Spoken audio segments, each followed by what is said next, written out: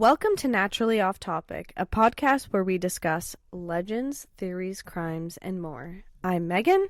And I'm Mariah, and today we're discussing part 2 of the dark history of the Kennedy family, featuring my mom.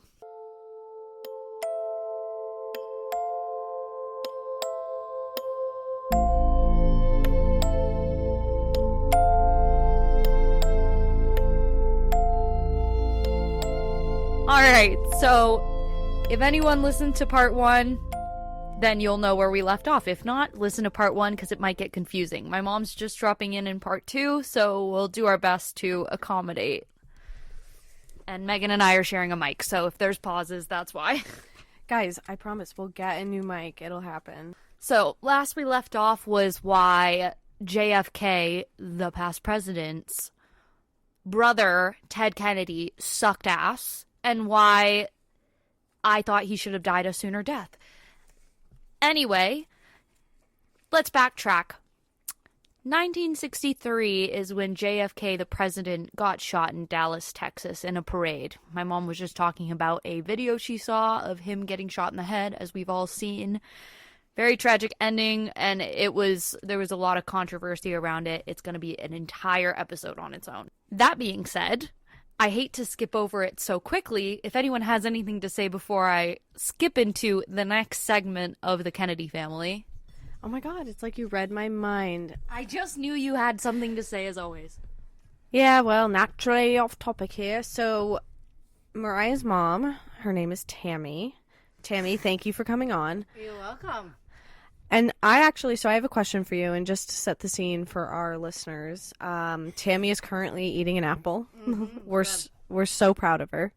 Tammy, you were born in the 70s, from what I've heard. So growing up, like the 70s to the 80s, was the Kennedy name a prominent part of your life? Like, did you hear about it at that point? And like, going into this podcast, what do you kind of know about the Kennedys, I guess?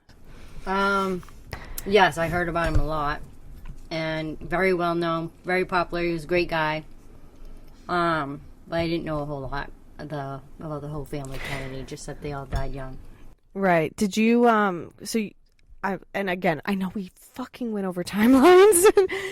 JFK was president prior to your birth, I think, right? I was 1973. He was what? You were 1972, Mom. I mean, too. Yep. And he was president in the 60s, right? Right. Who was president when you were born? Just so I get the span of politics. I don't even know who the president was when I was born. When you and I, Bush, when we were born. Oh, okay. I know. I don't know when I was born, but I know like in the 80s was President Reagan. So maybe it was... I don't remember the 70s, really. Oh. So it was JFK, obviously, in the 60s. I think you said Nixon, but we may be... Well, I thought Nixon came before... I don't know. Was it Nixon? Yes, I think it was Nixon because of Watergate. Anyway, so I just was curious. We don't know. Our wonderful guest here, I wanted to get an insight into where you were at, because... You know, you were born in the 70s versus us being in the 90s. We're, like, talking about a president. I don't know. Anyway, here you go, bitch. I don't even know what's going on in this current day, so, like, I understand that she doesn't know either. Like, we have the three most, like, Megan's into politics. Two of the most not into politics people are talking on this podcast right now. But... all right, so that's that. That's a little introduction there. So we're now going to talk about Joseph Kennedy II. So this is son of Bobby and Ethel. Bobby was the one that got assassinated in 1968, and he was JFK's brother. The story we just ended on, pretty much ended on the last podcast. So, this is his son. His son also sucks. So, there was this girl named Pamela Kelly Barkley, and she was dating David Kennedy, who was Joe Kennedy's brother. So, they were dating when she was 18 years old. And in August of 1973, David his brother Joe Kennedy and some of their friends were planning on taking a ferry to Nantucket, 30 miles off of Cape Cod. So Pam didn't want to go, but her younger sister Kim was begging her, and she caved.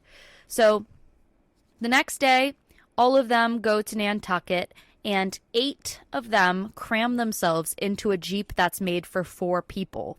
Joe is at the wheel, and he is speeding through the dirt roads on this island. Joints are being passed around, and then Joe drifts onto the other side of the road and into oncoming traffic. Doing this, he then notices and swerves the Jeep off the road. The vehicle flips twice, and 3 of the kids were launched into the woods. Kim, the little sister, had landed on the pavement. Another girl gets flung onto top of her, and Pam was thrown 30 feet from that crash site, landing into a tree stump. Pam was rushed into emergency surgery at Cape Cod. She was flown in by a helicopter and proceeded to have a 7-hour surgery. The aftermath: 1 girl, her name was Mary. Her pelvis and femur were shattered. 2 of the girls broke their neck, and Pam was paralyzed, unable to walk again. So 4 of those 7 passengers were seriously injured. So, question here. So, Joe Kennedy, this is not like Joe Jr., like the firstborn son? Right. No, this is... So Joe Jr., the one that died, his brother Robert, a.k.a. Bobby, this is one of his sons. Okay, so one of the Kennedys' children got it. Okay, so, wow. So his grandfather is Joe, the original one we don't like. Got it. Okay, I'm with you. Wow. So, and you said there were 8 or 7 passengers? 7. Yes, correct. The 8th person was the driver, Joe. Okay. So it was 8. But there was 7 passengers, so you were right. There was 7 passengers. Yes, but I Joe... wasn't paying attention. So out of the 8 people, in the vehicle, though, 4 of them resulted in serious, life-changing injuries. Yeah, I mean, well, 2 broke their neck. 1 girl broke her pelvis and femur, and then Pam was paralyzed, unable to walk again. She had a terrible life after this. She would scream to her parents that she wanted to die. She would cry all day and night, and one time she took a lit cigarette and carved into her stomach D-I-E, die. She wanted to die so bad. Did she ever try to, I guess, attempt to commit suicide at that point, though? Because, like, damn, that's terrible. I don't know about that, but I know that after a while, like, she just decided, you know what, like, I'm gonna turn this around. Like, they really fucked over my life. The upsetting thing is none of the family really helped afterwards. Sorry, my mom is feeding my dog so much apple. I don't know if it's okay for him. It's a good fiber. Okay, well, if he shits on the floor. Then you'll pick it up. Oh, great. So, Joe, let's talk about Joe a bit here and why I feel like it was harder for Pam. Joe, he was never tested for drugs or alcohol that day, and he actually didn't even bother saying I'm sorry to any of the family members. During his hearing, he pleaded not guilty, even after telling the cops the day of the accident that it was his fault. Joe was only given an $100 fine and let go because the judge was like, you know, your family is much better than this. Like, I don't want to see you here in the court for this. Learn from it. Move on. What? And then Joe never helped Pam financially, even after telling her parents that they didn't have to sue because he would provide anything they needed financially. And the parents still wanted to sue. They're like, Pam, you don't realize how much money this is going to cost. But she convinced them, no, like, they're my friends. David, his brother's my boyfriend. Like, they would never do that to me. And lo and behold, they screwed him over. Ugh, okay, great. So good to know that the Kennedys are even worse than we thought with all the horrible things. Ugh. Yeah, but I do feel bad because I think David was pretty upset about it because they ended up breaking up, him and Pam. Wonder why. It's unclear when. But David was so upset that it happened that His drug use, because he was doing drugs, it became even worse. He was using heroin, he was going in and out of rehab, and David A. Kennedy ended up passing away by a drug overdose in 1984. Rich kids and their drugs, man. I mean, if it made me skinny, maybe I would do it. My mom on her Fitspresso, like... So, the same year of the crash, this is just a weird coincidence. In 1973, that was the year of the crash, their cousin Edward Teddy, known as Teddy, Moore, Kennedy Jr., yeah, it's a mouthful, he had a cancer in his leg that caused him to get his leg amputated above the knee at 12 years old. Again, a strange coincidence. It's too bad it didn't happen to Joe instead of Teddy. Oh, wait. Is this what somebody has said, or is that what...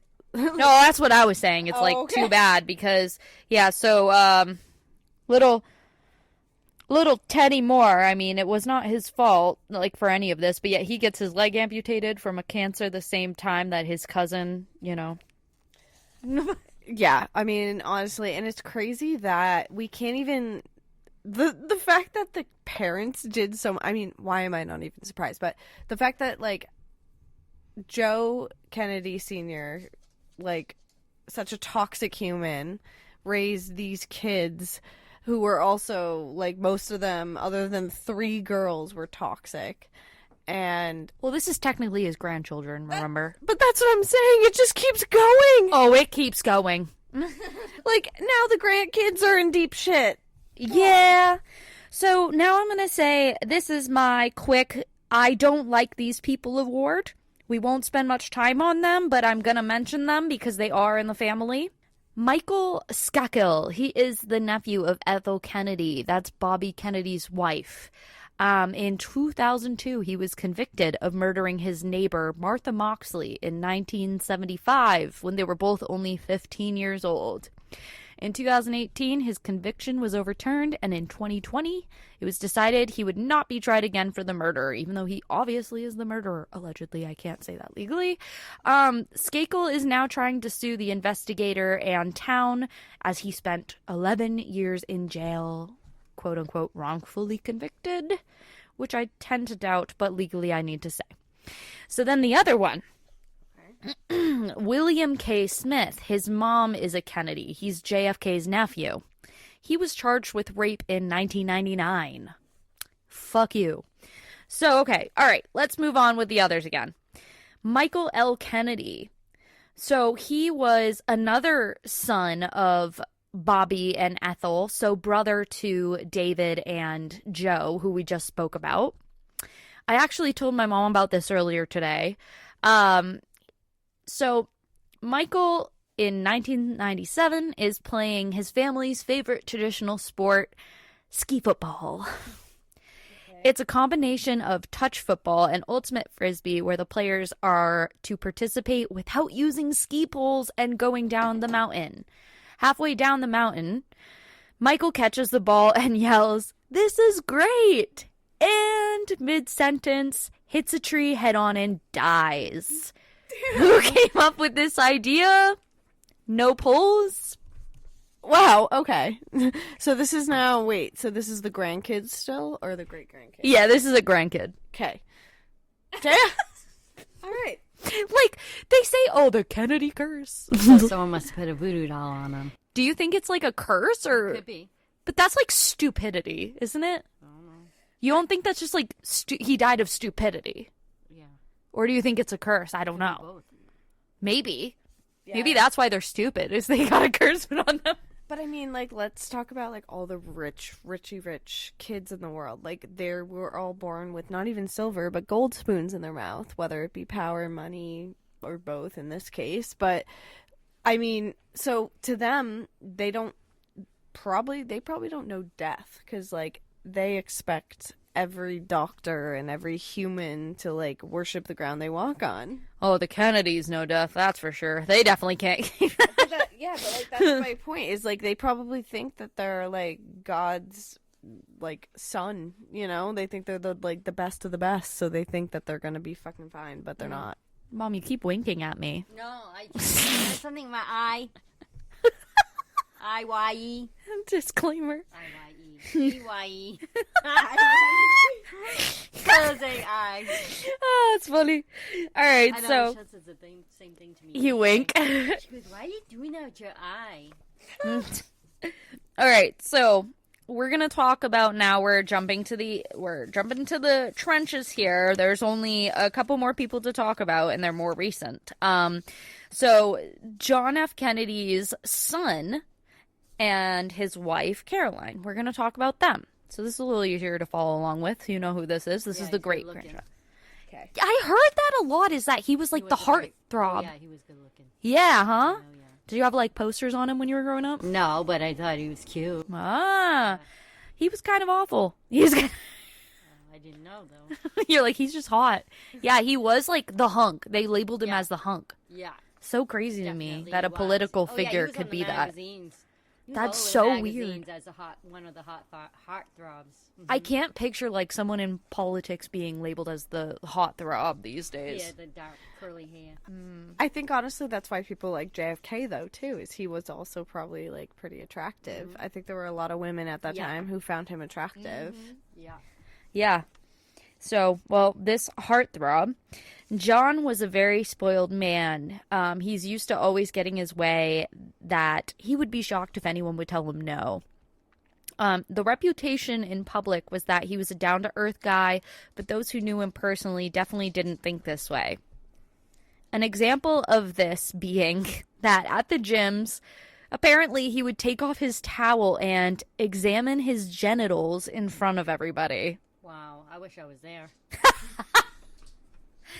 Touche. All right, so I was saying getting naked in the locker room is one thing, but checking out your dick and admiring it is very odd to me. So who says this? So this was in the book that I read called Ask Not. So like there's this very reputable author and she put it in her book. So I would say she's probably right. Legend has it, I guess. So John was someone who lived off of adrenaline rushes. If his relationship with his high school girlfriend was any hint to this.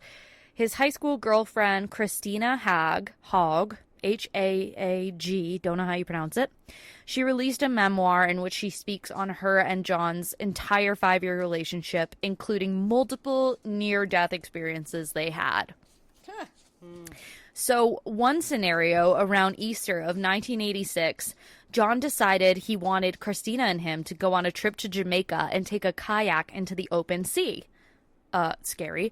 Naturally, Christina was terrified of the idea, and it didn't help that recently she broke her foot that February. After a 6-hour surgery due to this injury, her doctor specifically told her not to do anything extreme, and this would definitely be going against those rules. But John didn't care, and the two went anyway after John had convinced her to go, even though she was still on crutches. So John didn't even take into consideration packing any life jackets or bailers for them. And a bailer, for anyone who doesn't know, because I sure didn't, is a bucket with a rope tied to it so you can remove water from your boat in an emergency situation.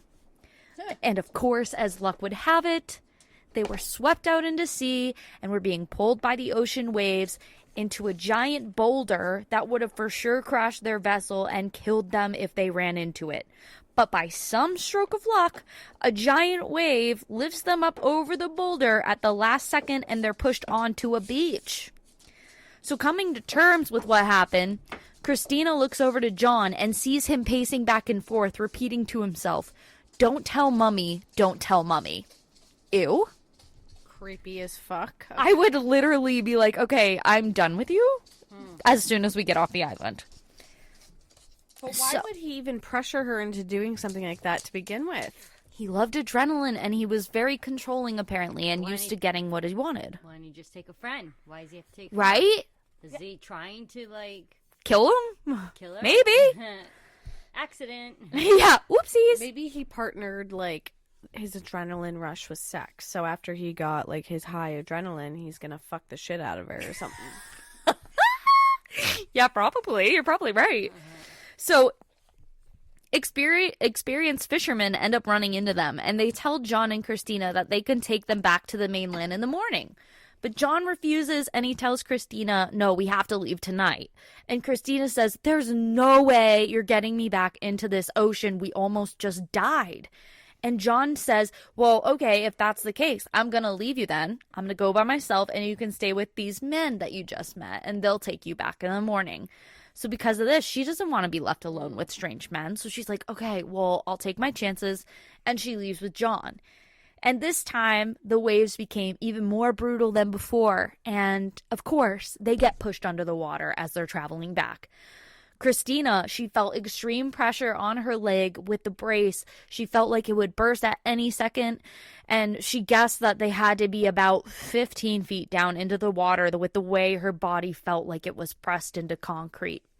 Her crutches had been lost at this point, but the kayak managed to finally flip back upright and break through the water, but then back down, but then back up again. And John starts shouting at her, get all the water out of the boat, use anything, use your hands. Christina, she's freaking out, and she saw that John was using his baseball cap to get the water out of the kayak. She said she still has no idea how they survived it. The traumatic event must be hazy to recall, in my opinion. But the one thing that she does bring up is that when they did get back to land, she screamed to John something along the lines of, we could have died. And he responded, yeah, but what a way to go. Oh, okay. One of those people. Okay, well, we know where he is. Is he dead now? Oh, Yes. He's dead. I'm sure it was all over the papers. Yes, I remember that. Yeah, so we will talk about that too. But again, with this high school girlfriend in her memoir, I am going to mention another time. John takes Christina sailing in Martha's Vineyard to a remote island where they camped overnight. And the next day, Christina notices a danger sign. The island was a Navy bombing test site. John's mom, Jackie Kennedy, was beyond pissed, especially that he put Christina in harm. Though John was a huge mama's boy, he didn't care that his mom was angry at him for this situation and brushed it off. And these situations is why I think he must have always thought he was invincible. He always got into very scary situations in life, and for some reason, he always managed to survive. Until 1999. Ooh. John thought he was a fantastic pilot and he would never crash. His wife, Caroline, strongly disagreed and did not trust his flying capabilities. She would actually avoid flying with him at all costs. He was still in flight training school at the time, mind you. And to give some insight on Caroline's personality and her and John's relationship, when John would question his wife, he'd say, how hard could it be, in reference to being a Kennedy wife? Caroline would respond saying, I don't know. I didn't get the fucking employee handbook. Good for her. She was very headstrong when she started dating John. Her motto was always train them, date them, dump them. She knew how to get John to fall for her easily. Just don't pretend you like them. And I agree that is probably how you could still get him. She would say she was busy if he'd ask her out, even when she wasn't, and even waited 3 weeks after John asked her to marry him before giving an answer. Wow, that's tough. I know, right? Can you imagine turning down the hunk? Mm-hmm. But towards the end of her final years, it seems like she was actually starting to give in more. So more so, he was controlling her. Yeah. Life lessons, girls. Do not let your men walk on you. Walk on them. Yeah. I looked at Megan like... I was thinking the same thing, Megan. Wait, is this all pointed at me? So this is an intervention? No, I'm just kidding. You're learning. I was going to say, I literally chewed out fucking, what's his name? My boyfriend out. Good for you. That. It's a start. So, when John's cousin Rory was getting married, John wanted to be the one to fly them and Caroline's sister Lauren to the wedding. After weeks of persisting her, Caroline finally gave in on the condition that his flight instructor would join them. Oddly enough, I'm unsure why, but there was not a flight instructor with them on this trip. John had just taken his cast off the day before the flight. The cast came from a paragliding incident 6 weeks prior. So he only had 55 hours of night flight practice, and he didn't know how to read or rely on the controls in his airplane. But he gets to the airport around 8:10, and John was still on crutches and taking Vicodin for his leg pain. He carried half a bottle of white wine. His doctor told him you shouldn't fly, and even his flight instructor told him that he should accompany him on the trip and offered to come along just like Caroline had wanted. But John declined. He wanted to do it alone. Another pilot even comes in before they take off. His name's Roy Stoppard. He just came in from the New Jersey airport from the Cape himself, and he told John, wait a while because there's bad visibility and I've even been shaken up. But John said no chance, as he was already late, even though the wedding wasn't starting until Saturday. He was not late. He said he was, though. And at 8:38 p.m., he was given the clearance to take off. He cut communication off with air traffic control while in midair. Big no-no. Why would you do that? Almost like he did it on purpose. Exactly. That's what a lot of people say. So meanwhile, 20 minutes later, an American airline pilot with 128 passengers and 6 crew members escaped their own near-death experience when a small plane, John's, climbs into their designated airspace. Especially if there's clouds. Exactly. John was on a collision course with this commercial airline without even realizing it. The American Airlines plane had to divot out of their scheduled pathways to avoid the collision. So John almost killed all these people because he was being a fucking idiot. But he kept climbing, and he didn't turn on his autopilot or hug the lit up coastline. So he ended up turning right into the Atlantic Ocean where he couldn't see anything, all pitch black. And this is where he should have known how to use his control, but he didn't. Or use air traffic control, but he didn't.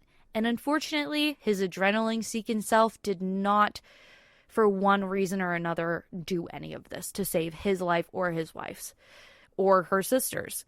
And unfortunately, as you can imagine where this is going, on the way to the vineyard, John becomes disoriented. The little plane goes into a graveyard spiral downward, falling 900 feet a minute, 200 miles per hour, crashing into the ocean, killing John, Carolyn, and her sister Lauren.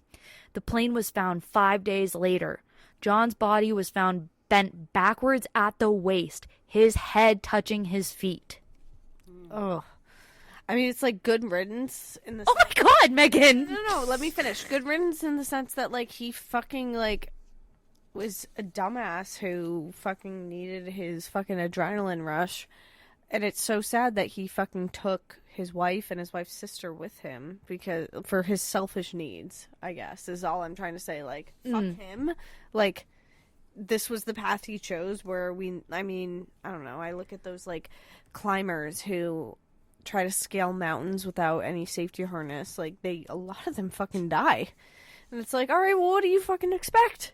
Well, it was so careless to the point where, like my mom said, you have to wonder if he did it on purpose. I mean, at the time in his life, John had this magazine, and it was called George. I don't know if my mom would know of that magazine, but it was one about politics in hopes to get people interested. And he thought that the reason people aren't involved in politics was because it was boring, so he wanted to make it more digestible. No one said he should do it, but he did, and then the magazine was failing. No one really cared about it. And I agree. I'm not going to read a magazine about politics. Like, sorry, John. Well, I mean, I would say politics are so fucking important because we do have a freedom of choice where a lot of countries in the world don't. But I agree with the fact that it's boring and probably it's not digestible. And the idea that he had made sense, but maybe the way he went about it was wrong. Yeah. Not only the failed magazine, but he was also on the brink of divorce, and his mother died of cancer. He loved his mom, and, nothing was really going well. So I think he might have done it on purpose. It seemed like it. Or he thought he would live a miracle. Who knows? Yeah, he's invisible, like you said. Yeah. Megan, she powerful, didn't think. He escaped so many things. I'm going to do it. We'll be okay. Yeah. Look at all the powerful figures in the world that, like, they're like... Like John P. Diddy. Puff Daddy. Puff Daddy. Oh, Puff. Literally. Big puff. And we'll definitely be covering that topic at one point. Yeah. But I was anyway. just watching a video of them. Yeah. All right, our last one, and this one might have mentioned to my mom honestly already because I was pretty pissed off about the ending to this. So sorry to leave on a sour note, but and this my mom might know because it happened in 2012. Mary Kennedy married to RFK Jr., so the one that ran for president most recently. Okay. So it was his wife. So she was a lot like Mary Richardson Kennedy. She was a lot like Carolyn, the one we just talked about. Both were brilliant women, and you didn't want to mess with either of them if they were angry. It was said that sometimes Mary would hit her husband in the face when things got out of hand, and one time she even pushed him down the stairs. But Robert always came back to her, though, aka Bobby. We'll call him both. Also, he probably deserved it. Just because of how things end here, I'm like, maybe he deserved it. I should never condone abuse, but also, this guy sucks. So, Mary was introduced to Bobby, so this Robert guy, at age 14, and he was 21. But don't worry, it wasn't as a romantic relationship. They met because Mary was best friends with his sister, also named Mary, but they nicknamed her Carrie, so Carrie, at a boarding school in Vermont where they were roommates. Mary had become very close with the Kennedy family, always going over on weekends, holidays, vacationing together. Mary had also in her life had a lot of family tragedy, as we know the Kennedys do, and became a part of their family, which was like a dream come true to her. So Carrie and Bobby's mother, Ethel, also started thinking of her as a fifth daughter. In 1993, Bobby had been married to a woman named Emily, in which they had 2 children at the time. During this time, he started to come on to Mary. She had previously given up on her chances. Milo! They had 2 children. During this time, he came on to Mary. She'd previously given up on her chances of being with one of the Kennedy boys. And so when this happened, she was beyond excited. Bobby told her that he and his wife, Emily, divorced, and the 2 of them began seeing each other. Bobby ends up getting Mary pregnant on a trip to Iceland shortly after, and at this time, she finds out that he's still actually married to Emily, but Mary didn't care because she was so obsessed with Bobby. Things moved quickly from there. On March 24th, 1994, Emily and Bobby officially divorced, and on April 15th, 1994, less than a month later, he marries Mary. Bobby was extremely unfaithful, and Mary hated it. What do you expect? He cheated on his wife with you. But regardless, she didn't realize that this was actually the reason why Emily wanted a divorce in the first place. And it wasn't because of all the other things wrong with their relationship, like Bobby's alcoholism, heroin addiction, etc. Mary didn't want to put up with the cheating. She didn't take it as well as her mother-in-law Ethel seemed to handle it, because we know all the Kennedys cheat. But most people in their circle would... Oh gosh, yeah, they all do. Men in power is what it is. Men in power often, like, they literally think they can have anything and everything they want. And I don't even mean to just say men in power, because I'm sure there are a lot of women in power who probably do the same thing to their husbands. It's a human in power is like, I can do anything, so I'm going to sleep with anything with genitals. Yeah, men and women. But yeah, so everybody would always question, what's wrong with Mary? Instead of, why isn't Bobby being faithful? Like, why is she so upset? I don't get it. So one time Mary's friend came over during a time when Mary was inconsolable. She was so distraught, not only because of the cheating, but because she was so upset about finding out about another affair. She ran out of the house, backed out of the driveway, and accidentally hit and killed the family dog, Portia. That poor dog. Yes, what? That's awful. Well, Mary also, she went to a therapist, I believe it's pronounced Sheena Hankins, but Bobby had tried to convince her therapist to please diagnose Mary as being mentally ill, and Hankins refused. He's like, all right, I gotta give her a lobotomy. No, he literally wanted her to go to a psych ward. He's like, please put my wife away. But, she refused because she wasn't. And so a separate time, Bobby actually tried to take Mary to a psychiatric wing of a local hospital without telling her. And she clued on in the car and jumps out of that car, and Bobby followed her, trying to restrain her. The cops were called and ended up telling Bobby, just take her home. That was it. Just take her home. So, it was May of 2010 when Bobby filed for divorce. He probably should have done that instead of trying to take her to a psych ward, in my opinion, first. And he started having an affair with an actress, Cheryl Hines. I don't know how to pronounce it. I don't know who that is. And during the final years of Mary's life, she seemed to have an awful time. She was struggling with alcohol addiction, major depression. Bobby threatened to take the kids away and cut off all her access to any money. It was reported that sometimes Mary would have to ask parents at her kids' school for $20 just for gas money. Bobby took about everything she thought she had in life, and she was painted by the Kennedy family to look like the insane one.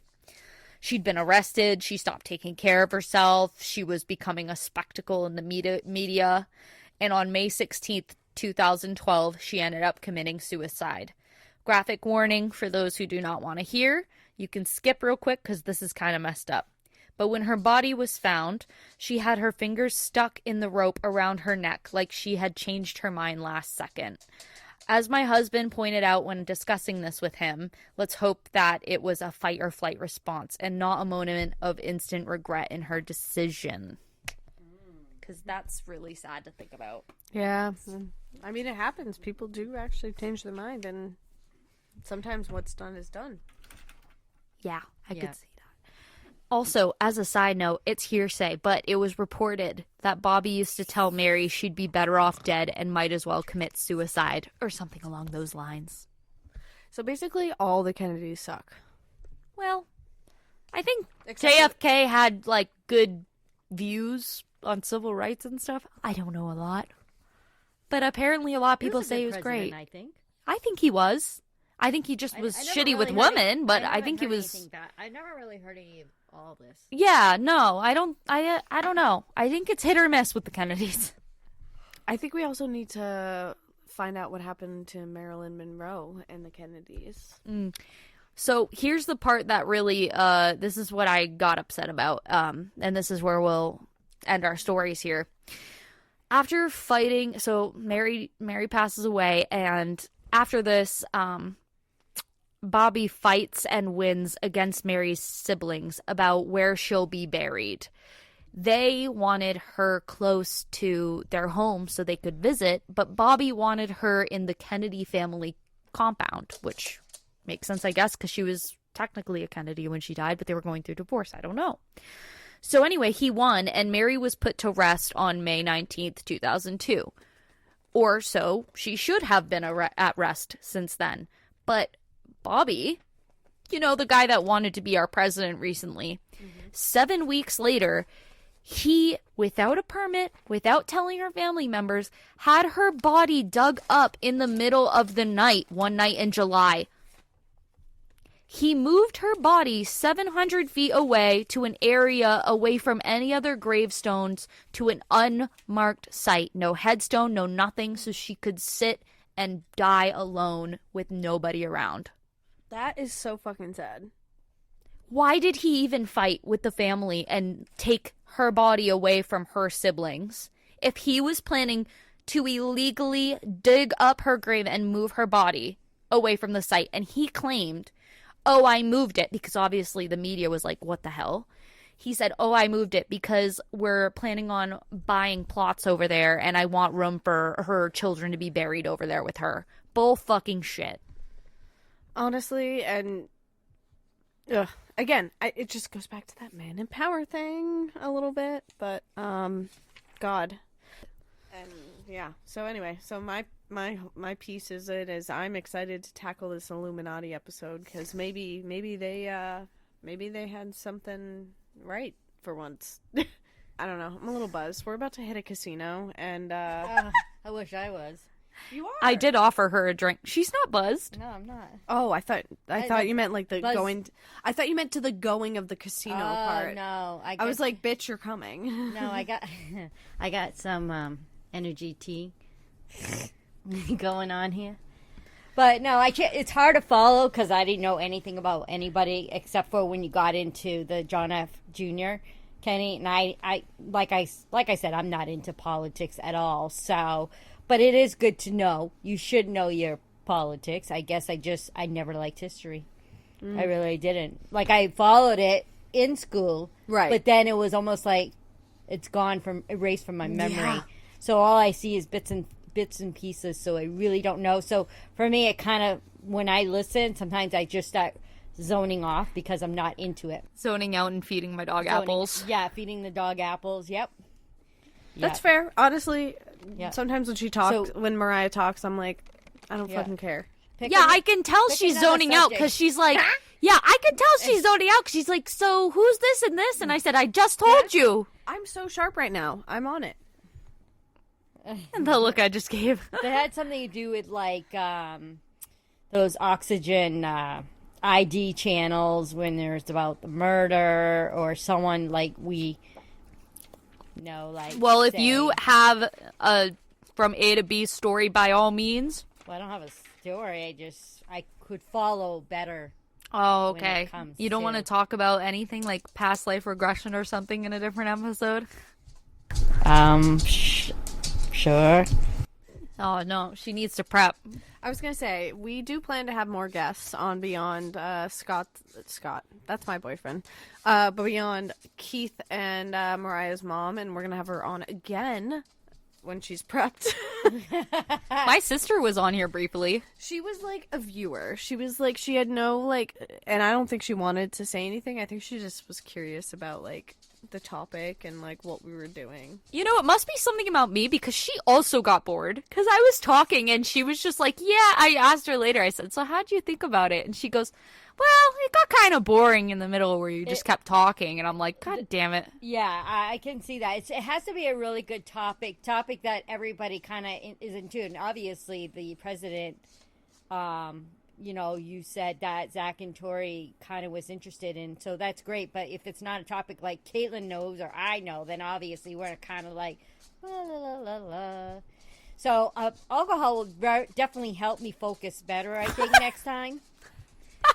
You should have taken it when I offered I it. know, but I don't want to fall asleep early.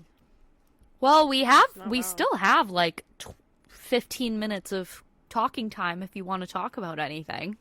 Oh, God, now you're putting me on the spot. Hey, anybody out there want to hear a sip of the day? Yeah, my mom wants to start a podcast with me. It's very bold of her to ask me to do this when Megan is... I'm gonna pee. Oh, she could do sip of the day. You wanna Come do over sip of the Sunday day? morning. No, I Every wouldn't Sunday even know- morning? Special set. No, you were not taking. She said no.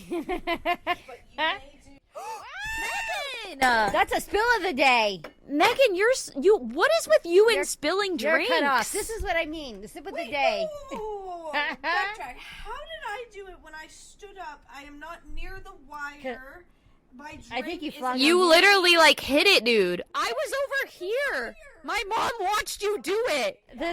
Now this is What do you mean that was not you? touch it. I didn't touch it. Mom, you saw her do it, right? I saw you go like that, but I really don't remember. I was literally laying back in the couch.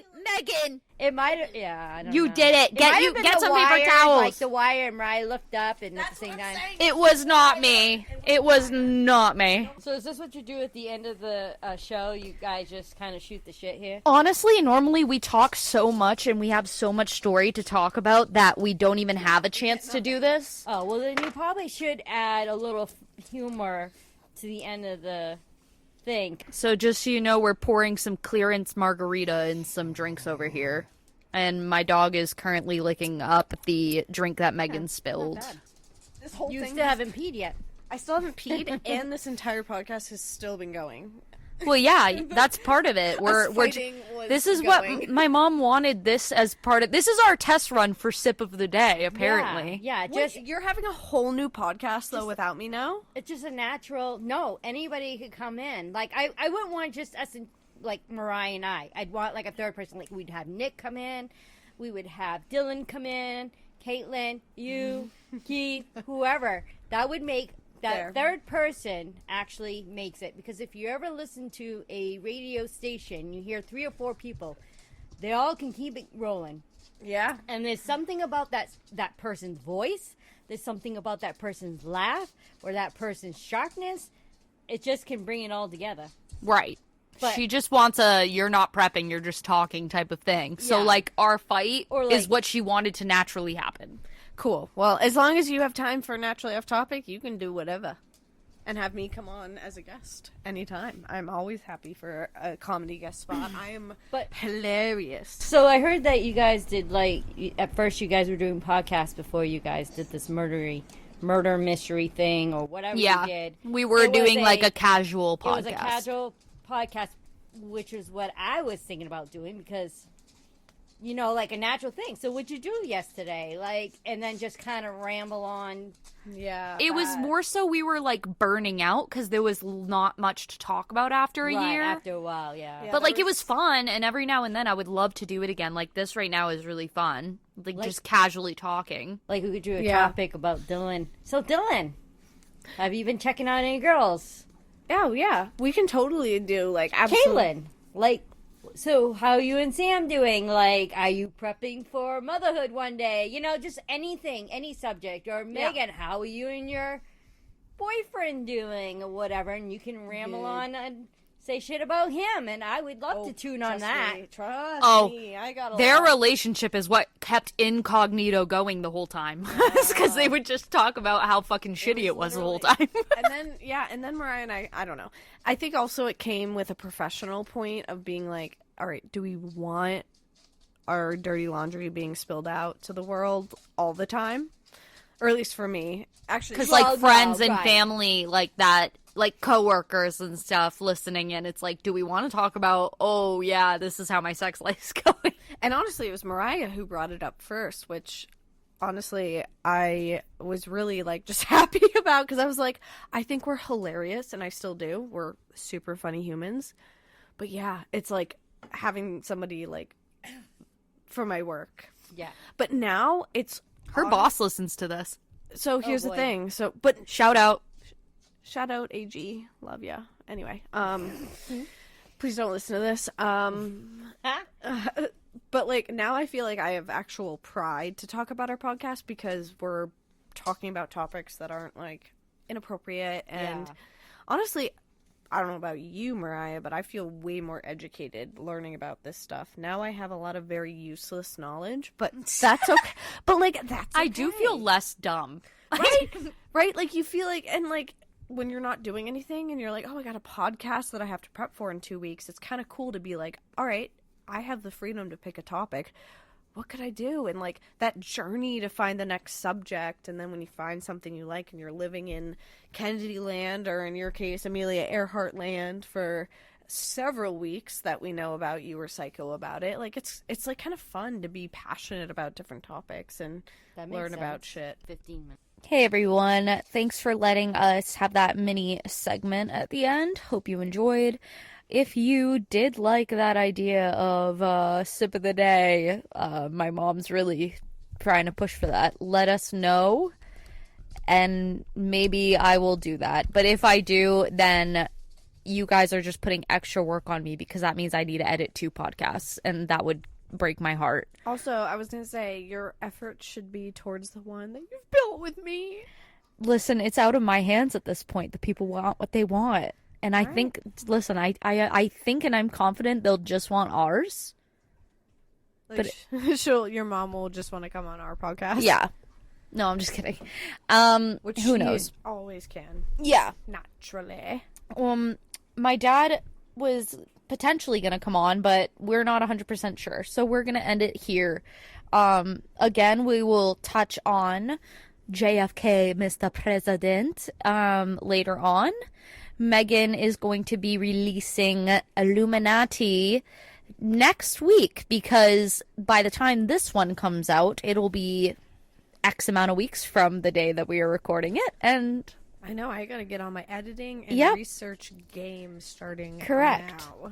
But we hope you enjoyed this part 2 of the Kennedy case. There's clearly hats off to Mariah for categorizing as much data as you could in a very short amount of time. Thank you. Because I was like, we talked on Tuesday, and I was like, I'm coming up this weekend, and you were like, okay. I was like, I gotta finish that 11-hour audiobook now. I know, I was going to say, and next day I was just like, so what are the chances you could finish your research by the time I get there? And you fucking did it, and you gave us a mess of, like, drama when it comes to the Kennedys. Do you want to know something?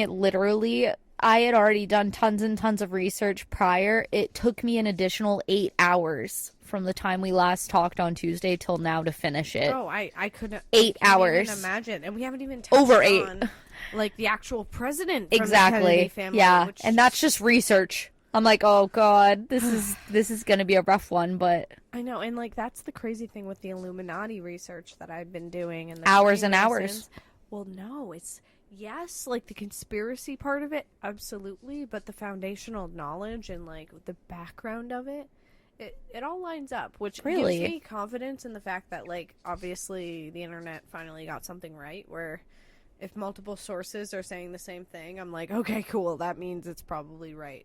Damn. Okay. So, I didn't know there was actual facts towards them. So here's the thing: conspiracy side of things, that's up to everyone. You know, it changes. So Yeah. but anyway, All right. Well, thank you, everybody. We hope you enjoyed this one, and as always, keep it real, keep it freaky, freaky. keep it naturally.